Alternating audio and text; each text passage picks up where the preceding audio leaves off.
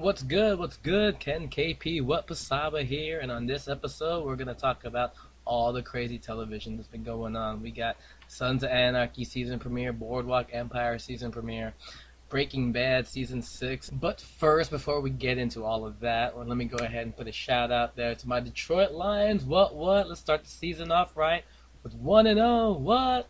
I'm gonna enjoy it while we can because we all know how the Lions roll. But this year is different. We actually have something worth talking about. A team! An actual team! So, here's our two reasons why we're going to be able to make it to the playoffs, maybe even the Super Bowl. That's just me, a fan talking. I don't know. I could be completely wrong.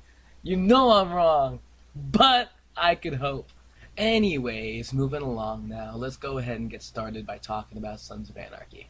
Since we have so much to cover on this episode, this recap will be quick. We have Clay, he's locked up in jail. We have Tara, she's locked up. Chibs has stepped up to be Jax's new VP. Juice returns, but Chibs is really uneasy about the idea, so he handles it the way he handles it. Bobby's held up somewhere talking about patching over onto Nomad. There's not one, but two ex-cops running this show all of a sudden, having all kinds of pull. One, keeping Clay and Tara in jail, but trying to use them to flip on Sam Crow as well. And the other one is running the streets, using the local PED as his, fellow gang members. It's interesting to watch. Oh, and let's not forget about Jax. Jax was so Jax on this episode. Just because you're going to be playing Christopher Gray in the new 50 Shades of Grey doesn't mean you could step out on your old lady like that while she's locked up, dipping your pen in the company ink to welcome this new escort partner of yours. I mean, damn, dog. That chick, too, was so old and busted, I don't even think she was worth that. Come on, Jax. You're better than that. You could pick up some fine trim anytime, any place. Why'd you?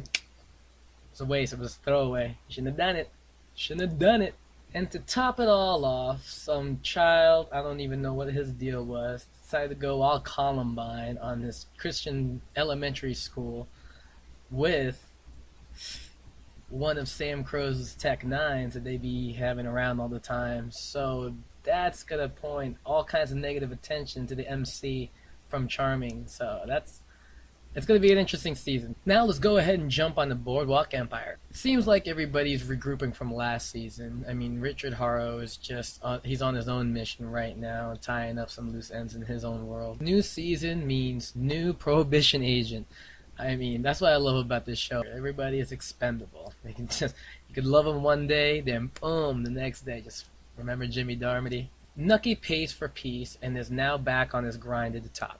Dunn Pursley, Chalky White's right-hand man, causes a little bit of a problem for everybody after breaking a bottle and using it as a shank to almost decapitate someone who's kind of important, Chalky White's business associate, if you will.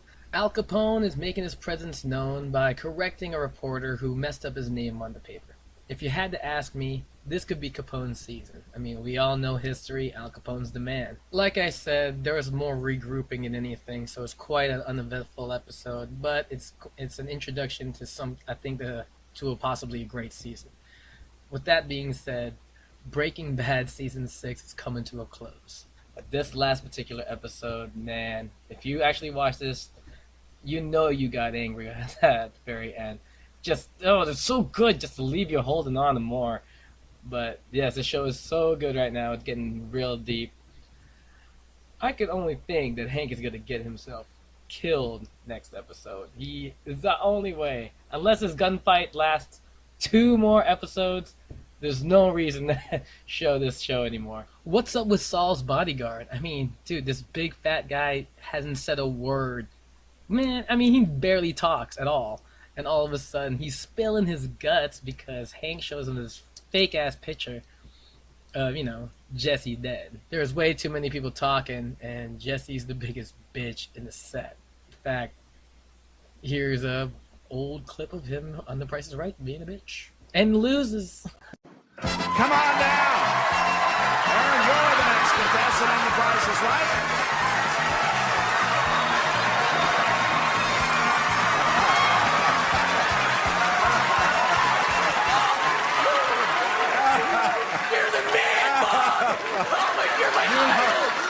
have the horrible feeling I have another one. Here's the next item up for bid. An elegant flat-top desk. Aaron, what do you bid on that? $1,200. $1,200. Actual retail price, $1,797.